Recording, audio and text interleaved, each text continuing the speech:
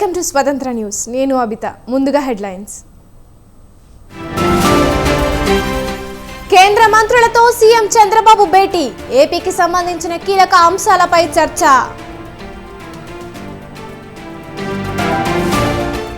మాది పారిశ్రామిక friendly government. విద్యుత్ రంగంలో కొత్త విధానాలు తీసుకొస్తామన్న బట్టి.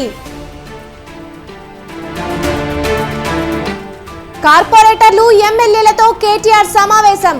డుమ్మా కొట్టిన 5 ఎమ్మెల్యేలు.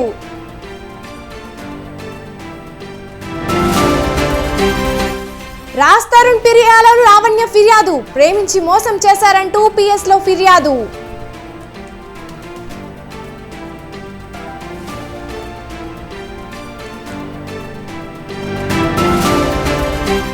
పెద్ద అంబర్పేటలో కాల్పుల కలకలం. పార్టీ గ్యాంగ్ ను పట్టుకున్న పోలీసులు.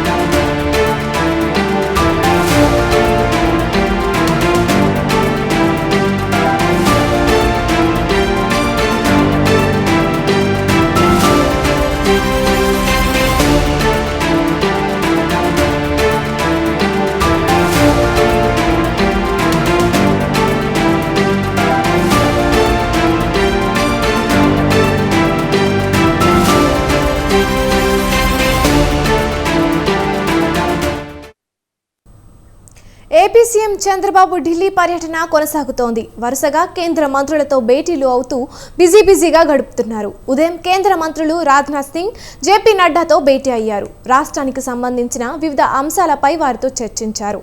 మరో కేంద్ర మంత్రి రామ్దాస్ అఠేవాలతోనూ ఆయన భేటీ కానున్నారు. అనంతరం ఫిక్కీ చైర్మన్ ప్రతినిధులను కలవనున్నారు. భారత్లో జపాన్ రాయబారితో చర్చలు జరపనున్నారు.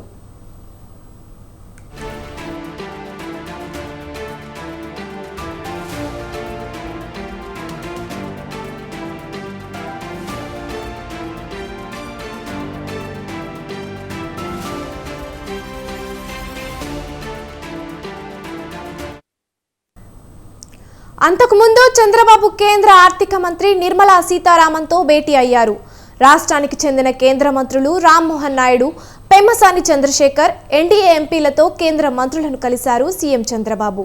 కేంద్ర బడ్జెట్లో ఏపీ అంశాలకు ప్రాధాన్యతనిస్తూ నిధుల కేటాయింపు చేయాలని ఆర్థిక మంత్రిని చంద్రబాబు కోరారు. కేంద్ర ప్రభుత్వం చేయూతనిచ్చి ఆర్థిక ఇబ్బందుల్లో ఉన్న రాష్ట్రాన్ని ఆదుకోవాలని సీఎం చంద్రబాబు విజ్ఞప్తి చేశారు.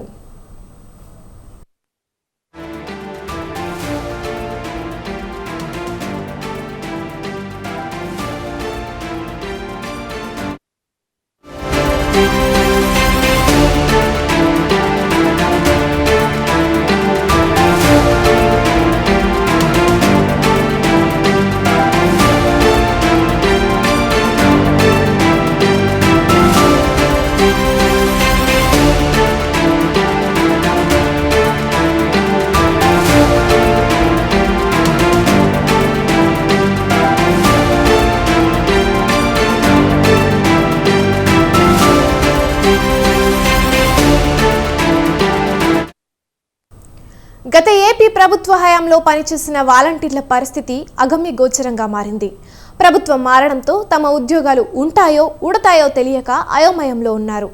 అయితే వాలంటీర్లలో కోత తప్పదా అంటే అవుననే సమాధానం వస్తోంది.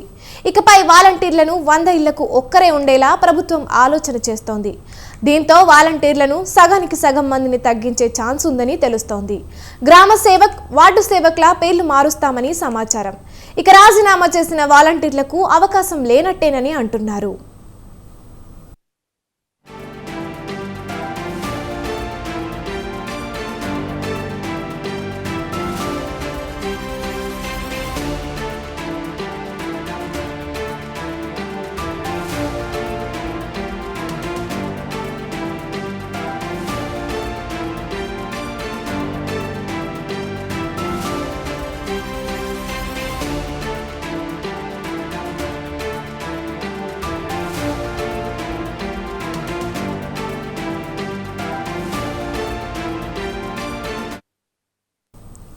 మరోవైపు ప్రతి వాలంటీర్ని 3 ఏళ్లు మాత్రమే ఉద్యోగంలో ఉండేలా నిబంధనలు విధించే దిశగా సర్కారు కసరత్తు చేస్తోంది. ఇప్పటికే 1,00,000 మందికి పైగా వాలంటీర్లు రాజీనామా చేశారు.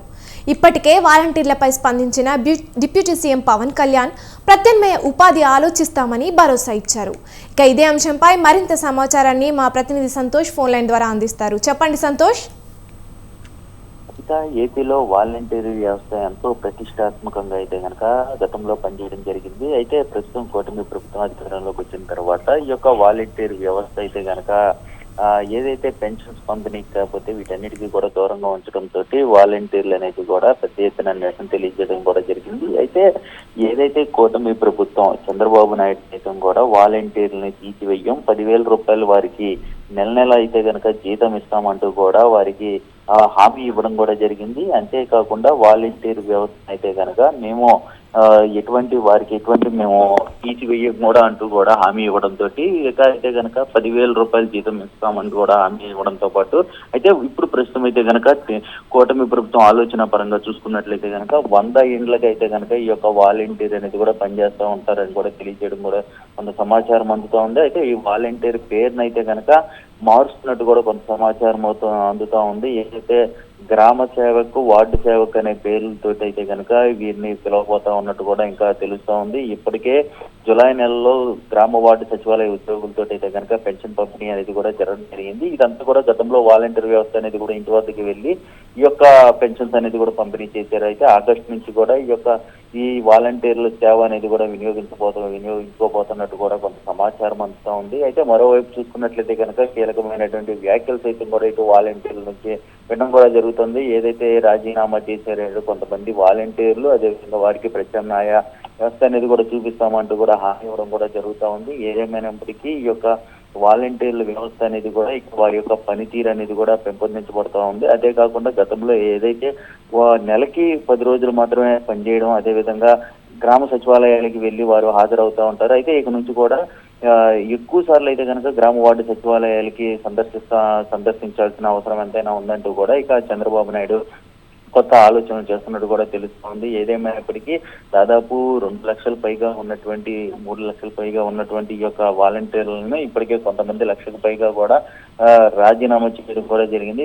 వీటందరినీ కూడా కొత్తగా అయితే కనుక వ్యవస్థని కూడా ఎక్కువగా పునర్నిర్మించే అవకాశాలు కూడా కనబడుతున్నట్టు కూడా తెలుస్తోంది. ఏదేమైనప్పటికీ ఈ యొక్క వాలంటీర్ వ్యవస్థకి అనుగుణంగా చూసుకున్నట్లయితే కనుక పేరు మార్చి వారిని అయితే కనుక అందుబాటులోకి తీసుకురానున్నట్టు కూడా తెలుస్తోంది. అయితే ఇదివరకు ఒక్క వాలంటీర్ 50 ఏళ్లకు మాత్రమే పరిమితం అయ్యేవారు. ప్రస్తుతం అయితే కనుక ఈ యొక్క ఆలోచన ఉంటే మాత్రం 100 ఏళ్లకైతే కనుక పరిమితం చేసే ఆలోచనలు కూడా కనబడతా ఉంది. అయితే వీరి సేవలను అయితే కనుక ఎక్కువగా హాజరయ్యే విధంగా కూడా చేస్తున్నట్టు కూడా కసరత్తు చేస్తున్నట్టు కూడా తెలుస్తూ ఉంది. ప్రతి ఒక్క మీటింగ్లకి హాజరయ్యే విధంగా వీరికి కొన్ని నియమ నిబంధనలు అనేది కూడా ఉండబోతున్నట్టు కూడా తెలుస్తూ ఉంది. ఏదేమైనప్పటికీ ఈ యొక్క వ్యవస్థను అయితే కనుక పూర్తి స్థాయి తీసివేయకుండా పేర్లు మార్చి అయితే కనుక కంటిన్యూ చేస్తారు అంటూ కూడా కూటమి ప్రభుత్వం కొన్ని ఆదేశాలు అయితే ఇస్తున్నట్టు కూడా తెలుస్తూ ఉంది. అవిత right, thank you Santosh.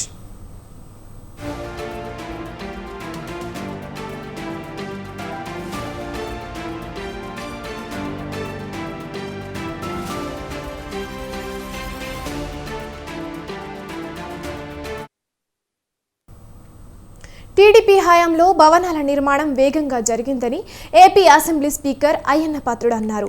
YCP పాలనలో నిర్మాణాలు ఒక్క అంగుళం కూడా ముందుకు పడలేదని విమర్శించారు.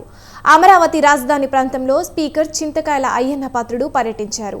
అసెంబ్లీ ప్రాంగణంలోని మీడియా హాల్ నిర్మాణాలు, ఎమ్మెల్యే క్వార్టర్స్, ఇతర నిర్మాణాలను ఆయన పరిశీలించారు. అసెంబ్లీలో అసంపూర్తిగా ఉన్న లైబ్రరీ, డైనింగ్ హాల్ తక్షణమే చేపట్టాలని సిఆర్డీఏ కమిషనర్ను ఆదేశించారు. అసెంబ్లీ భవనాలకు కనీసం సున్నం కూడా వైసీపీ ప్రభుత్వం వేయలేదని స్పీకర్ అన్నారు. 9 నెలల్లో ఎమ్మెల్యే, ఎమ్మెల్సీ భవనాలు పూర్తి చేయాలని స్పీకర్ చెప్పారు.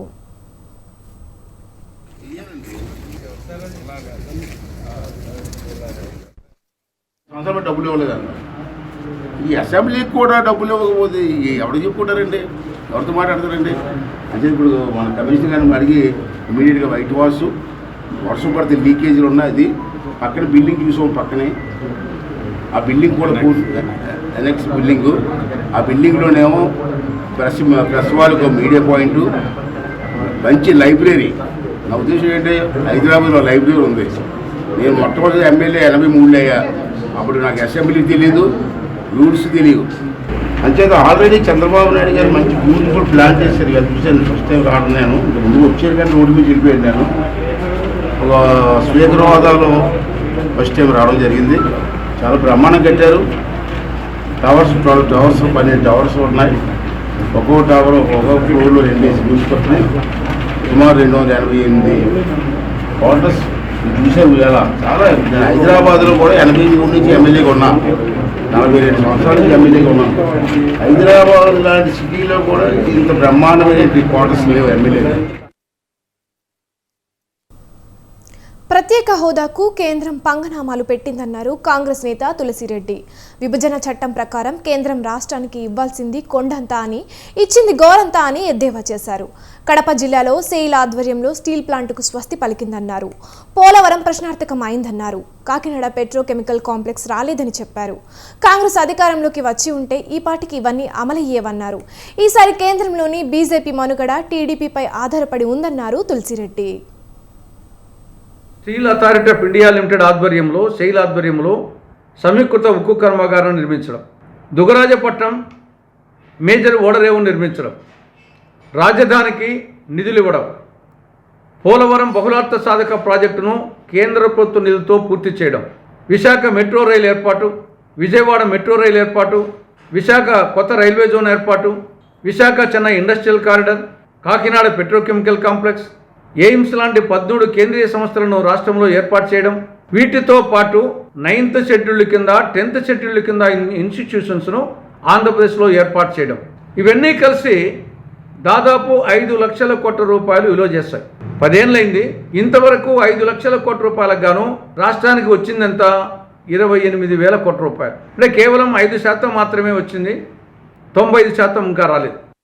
కడప జిల్లాలో steel authority of India limited ఆధ్వర్యంలో సెయిల్ ఆధ్వర్యంలో సమీకృత ఉక్కు కర్మాగారం నిర్మించడం, దుగరాజపట్నం మేజర్ ఓడరేవు నిర్మించడం, రాజధానికి నిధులు ఇవ్వడం, పోలవరం బహుళార్థ సాధక ప్రాజెక్టును కేంద్ర ప్రభుత్వ నిధులతో పూర్తి చేయడం, విశాఖ మెట్రో రైలు ఏర్పాటు, విజయవాడ మెట్రో రైలు ఏర్పాటు, విశాఖ కొత్త రైల్వే జోన్ ఏర్పాటు, Visakha Chennai industrial corridor, Kakinada petrochemical complex, AIIMS లాంటి 13 కేంద్రీయ సంస్థలను రాష్ట్రంలో ఏర్పాటు చేయడం, వీటితో పాటు 9th షెడ్యూల్ కింద 10th షెడ్యూల్ కింద ఇన్స్టిట్యూషన్స్ను ఆంధ్రప్రదేశ్లో ఏర్పాటు చేయడం, ఇవన్నీ కలిసి దాదాపు 5 లక్షల కోట్ల రూపాయలు విలువ చేస్తాయి. 10 ఏళ్ళైంది. ఇంతవరకు 5 లక్షల కోట్ల రూపాయలకు గాను రాష్ట్రానికి వచ్చిందంత 28,000 కోట్లు.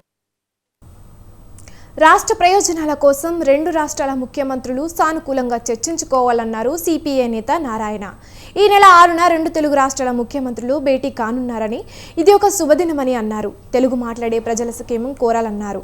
విభజన చట్టంలో పేర్కొన్న విధంగా ఏ రాష్ట్రానికి రావాల్సిన ప్రయోజనాలను సాధించేందుకు కృషి చేయాలన్నారు. ఏ రాష్ట్రం హక్కులను వారు కాపాడుకుంటూనే సామరస్యంగా సమస్యను పరిష్కరించుకోవాలన్నారు.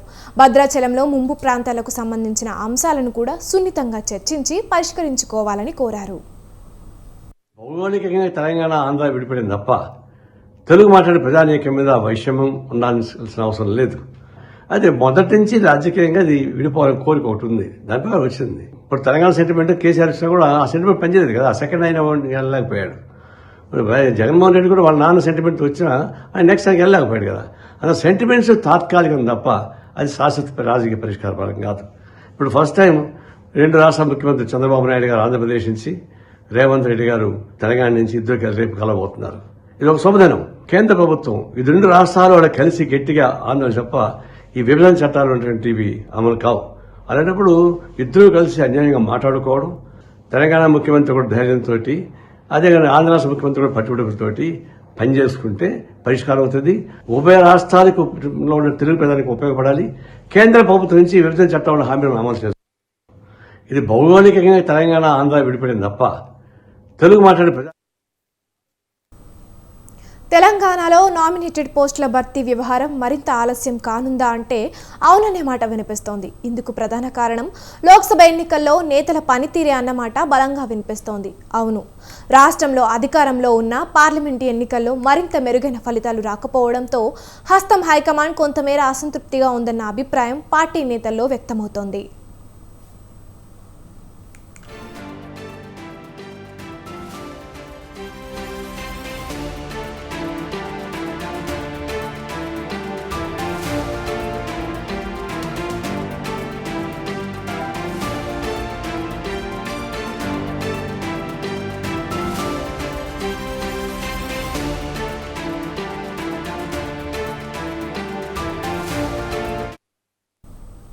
వాస్తవానికి దశాబ్ద కాలం తర్వాత తెలంగాణలో అధికారంలోకి వచ్చిన కాంగ్రెస్ పార్టీ రాష్ట్రం నుంచి పెద్ద ఎత్తున ఎంపీ స్థానాలు వస్తాయని ఆశించింది.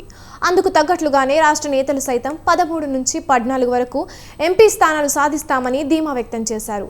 కానీ ఫలితాల్లో మాత్రం కేవలం 8 సీట్లకే కాంగ్రెస్ పరిమితమైంది.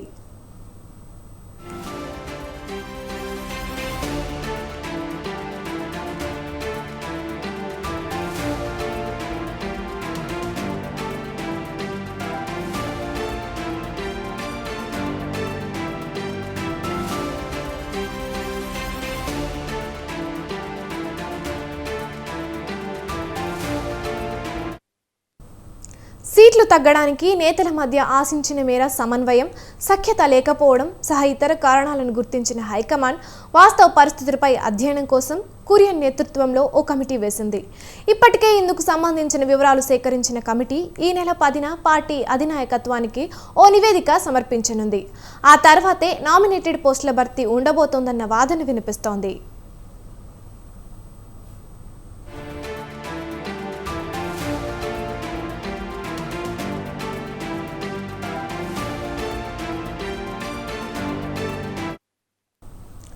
లోక్సభ ఎన్నికలకు ముందు 37 కార్పొరేషన్లకు చైర్మన్లను నియమిస్తూ రాష్ట్ర ప్రభుత్వం నిర్ణయం తీసుకుంది. అసెంబ్లీ ఎన్నికల్లో టికెట్లు ఆశించి భంగపడిన వాళ్ళు, పార్టీ కోసం త్యాగం చేసిన వాళ్ళు, సుదీర్ఘకాలంగా పార్టీని అంటిపెట్టుకున్న వారు, ఇలా వివిధ రకాలుగా పార్టీకి సేవ చేసిన వారికి అవకాశం ఇచ్చింది. అయితే లోక్సభ ఎన్నికల కోడ్ రావడంతో వారెవరూ బాధ్యతలు స్వీకరించలేదు. అయితే ఇలాంటి వారిలో కొందరు తమకు కేటాయించిన పోస్టులపై అభ్యంతరాలు వ్యక్తం చేయడంతో మొత్తంగా తొలి జాబితాలో ఉన్న ఇతరులు సైతం ఎదురుచూడక తప్పని పరిస్థితి. దీంతో ఇప్పుడంతా కురియన్ కమిటీ ఎలా నివేదిక ఇస్తోంది, ఇందులో ఏముంటుంది, తమకి పదవి యోగం ఉందా లేదా అన్న దానిపైనే ఉత్కంఠంగా ఎదురుచూస్తున్నారు.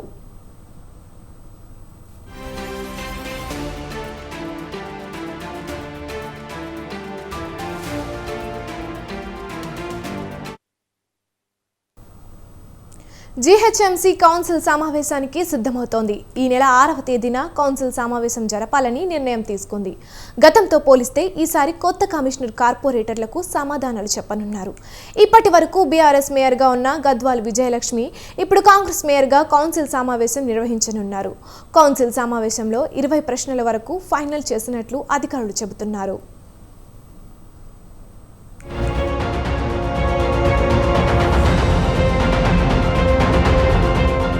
తెలంగాణ రాష్ట్రంలో కాంగ్రెస్ ప్రభుత్వం ఏర్పడిన తర్వాత 2వ కౌన్సిల్ సమావేశం జరుగుతోంది. ఈ నెల 6వ తేదీన కౌన్సిల్ సమావేశం నిర్వహించడానికి జీహెచ్ఎంసీ నిర్ణయం తీసుకుంది. ఇప్పటికే కౌన్సిల్ సమావేశంలో చర్చించేందుకు కార్పొరేటర్ల నుంచి పలు ప్రశ్నలను సేకరించింది. కార్పొరేటర్ల నుంచి సేకరించిన వివిధ అంశాలకు సంబంధించిన ప్రశ్నలకు ఇప్పటికే ఆయా విభాగాల నుండి సమాధానాలు సిద్ధం చేశారు. వాటిలో 20 ప్రశ్నలను కౌన్సిల్ సమావేశంలో చర్చించే అవకాశం ఉన్నట్లు సమాచారం. కార్పొరేటర్లకు ఉన్న అనుమానాలపై అధికారుల నుంచి సమాధానాలు తీసుకోనుంది కౌన్సిల్. కౌన్సిల్ సమావేశం ఏర్పాట్లపై అధికారులతో కమిషనర్ ఆమ్రపాలి రివ్యూ చేశారు. తాను కొత్తగా వచ్చినందున తమ విభాగాలకు సంబంధించిన ప్రశ్నలకు అవసరమైన సందర్భంలో వారు సమాధానాలు ఇచ్చేందుకు సిద్ధంగా ఉండాలని విభాగ అధిపతులకు, జోనల్ కమిషనర్లకు కమిషనర్ ఆమ్రపాలి సూచించినట్లు తెలుస్తోంది.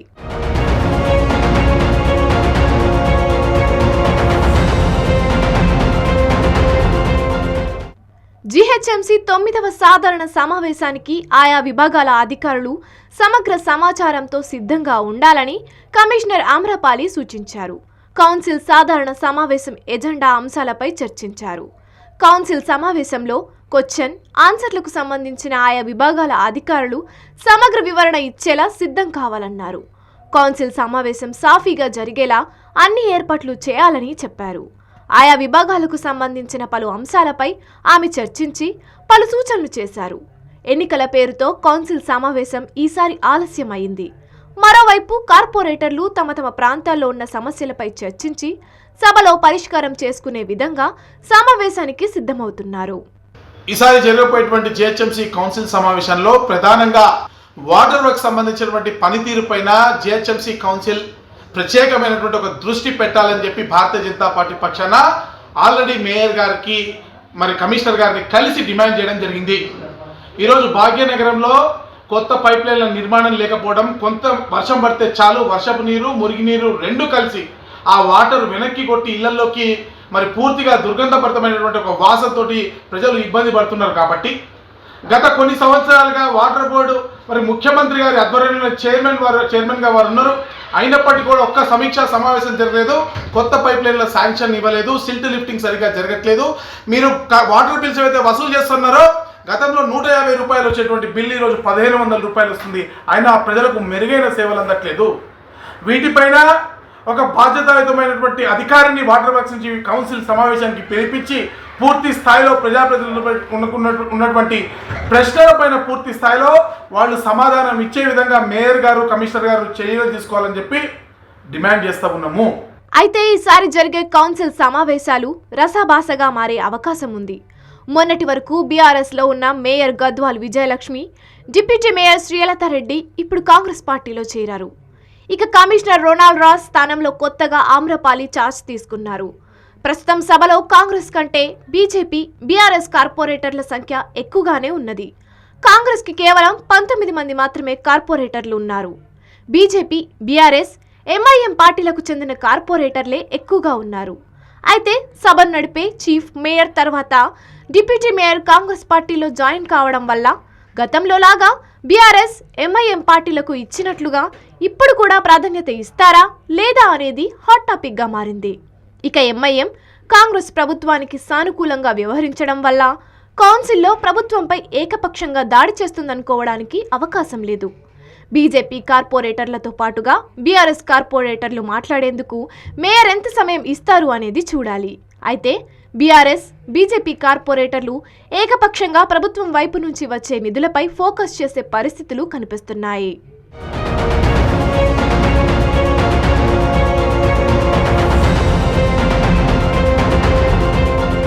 గత ప్రభుత్వంలో శానిటేషన్, ఎలక్ట్రిసిటీ, అడ్వర్టైజ్మెంట్లలో పెద్ద ఎత్తున అవినీతి జరిగిందని బీజేపీ, కాంగ్రెస్ కార్పొరేటర్లు ఆందోళన చేశారు. దీంతో మేయర్ ప్రత్యేకమైన కమిటీలు వేసి విచారణ జరిపించారు. అయితే దానిపై ఇప్పటి వరకు ఎలాంటి ముందడుగు పడిందో లేదో అన్న అంశంపై మేయర్ నుంచి సమాధానం రాలేదు. ఇప్పుడు జరగబోయే కౌన్సిల్ సమావేశాల్లో ఆ విషయాలను ఖచ్చితంగా బీజేపీ, కాంగ్రెస్ కార్పొరేటర్లు లేవనెత్తనున్నాయి.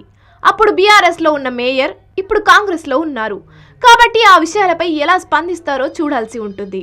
ఇక ప్రభుత్వం ఏర్పడి 7 నెలలు నడుస్తున్నా జీహెచ్ఎంసీ పనితీరులో ఎలాంటి మార్పులు జరగలేదని, శానిటేషన్ విషయంలో గతంతో పోల్చితే ఇప్పుడు అధ్వానంగా తయారైందని బీఆర్ఎస్ లేవనెత్తే ఛాన్స్ కనిపిస్తోంది. నాలా డీసిల్టింగ్ ఎందుకు జరగట్లేదు, రోడ్డు నిర్మాణాల్లో ఎందుకు నాణ్యత లేదు, స్టీల్ బ్రిడ్జ్ లాంటి ఒక నిర్మాణాలపైన వస్తున్నటువంటి ఆరోపణలు నిజం ఎంత, అసలు జీహెచ్ఎంసీకి ఉన్నటువంటి ఆస్తులు ఏంది, ఆదాయం ఎంత, ఎక్కడ ఎవరి జోబుల్లోకి పోతుంది ఆదాయం ఎంత ఇత్యాది అనేక సమస్యలపైన భారతీయ జనతా పార్టీ కార్పొరేటర్లు జీహెచ్ఎంసీ లిఖిత పూర్వకంగా క్వశ్చన్స్ కూడా ఇవ్వడం జరిగింది. వీటిపైన సమగ్రమైనటువంటి ఒక చర్చ జరగాల్సిన అవసరం ఉంది. ఈ చర్చని మేయర్ గారి దగ్గరుండి బాధ్యత తీసుకొని జరిపించాలని, మరి అనేక మంది జూనియర్ ఉద్యోగులకి హరాస్మెంట్ తప్పట్లేదు జీహెచ్ఎంసీలో, దానిపైన కూడా మరి అవినీతి అధికారులు ఎవరైతే ఉన్నారో ఏళ్లకు తరబడి పేరుకుపోయి ఇక్కడ జీహెచ్ఎంసీలో ఉన్నటువంటి కింద స్థాయి ఉద్యోగులను ఇబ్బంది పెడుతూ హరాస్మెంట్కి గురి చేస్తున్నారో వీళ్లపైన కూడా చర్యలు తీసుకోవాలని మేము భారతీయ జనతా పార్టీ పక్షాన మేము డిమాండ్ చేస్తూ ఉన్నాము.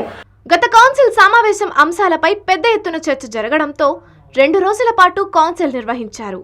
మరి ఈసారి ఒక రోజుకే పరిమితం చేస్తారా లేదంటే గతంలో లాగా 2 రోజులు నిర్వహిస్తారా అనేది చూడాల్సి ఉంది.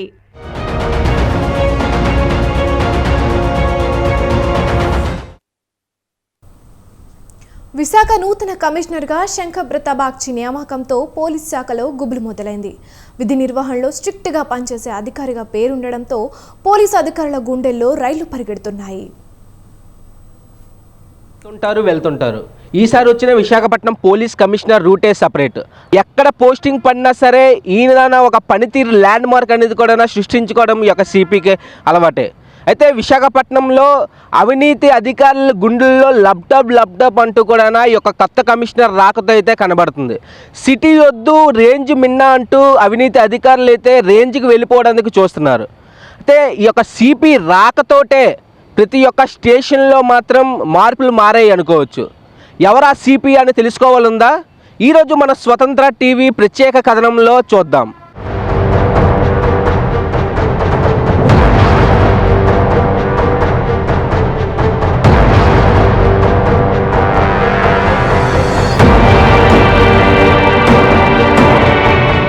ఎటువంటి ప్రలోభాలకు లొంగకుండా తన పని తాను చేసుకుని పోయే అధికారికగా విశాఖ నూతన కమిషనర్ శంఖబ్రత బాగ్చికి మంచి పేరుంది.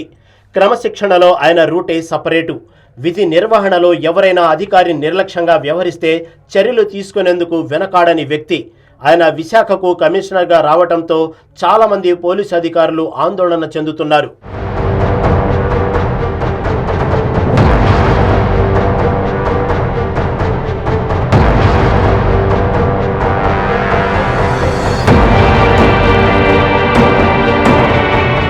విశాఖ నూతన కమిషనర్గా శంఖబ్రత బాగ్చి పేరు ఖరారు కావటంతో ఇప్పటి వరకు నేతల అండదండలతో అవినీతికి తెరలేపిన సిఐలకు టెన్షన్ మొదలైంది. ఇప్పుడు కమిషనరేట్ పరిధిలో పనిచేసేందుకు అవినీతి అధికారులు వెనకడుగు వేస్తున్నారు. ఇప్పటికే నిఘా వర్గాల నివేదికలతో అవినీతి అధికారుల చిట్టా రెడీ చేసినట్లు తెలుస్తుంది. దీంతో కేసుల్లో భారీగా కాసులు మింగేసిన అధికారుల్లో కంగారు మొదలైంది. విశాఖ నగరంలో భారీగా అవినీతి పెరిగినట్లు తెలుస్తోంది. పేకాట స్థావరాలకు అనుమతి ఇస్తున్న అవినీతి అధికారులపై గురిపెట్టినట్లు వార్తలు వినిపిస్తున్నాయి. కొందరు సీఐలు నగరం విడిచి వెళ్లేందుకు సిద్ధమవుతున్నారని, మరికొందరు మళ్లీ రూరల్ స్టేషన్లలో కర్చీఫ్లు వేస్తున్నట్టు తెలుస్తోంది.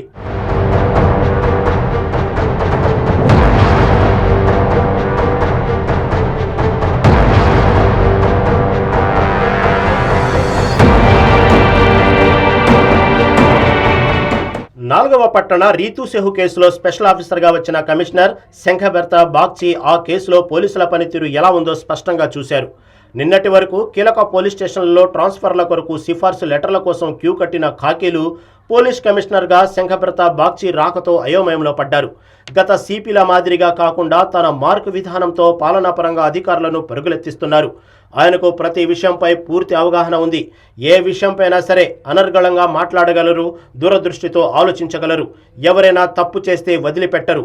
ఇందులో పోలీసు అధికారులు కూడా ఎటువంటి మినహాయింపు లేదు. కూటమి ప్రభుత్వం సరైన వ్యక్తిని విశాఖ నగరానికి కమిషనర్గా తీసుకొచ్చిందని సంతోషపడాలో లేక అడ్డంకులు ఏర్పడేలా తీసుకొచ్చారో తెలియని సందిగ్ధంలో ఉన్నారు పోలీసు అధికారులు.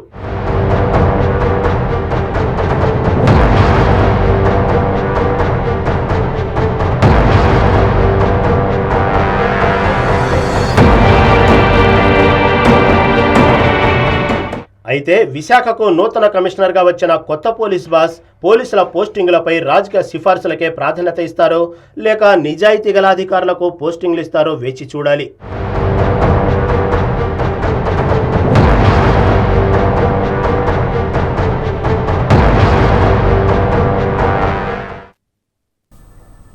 ఇవి ఇప్పటి వరకున్న బులెటిన్ అప్డేట్స్. చూస్తూనే ఉండండి స్వతంత్ర న్యూస్.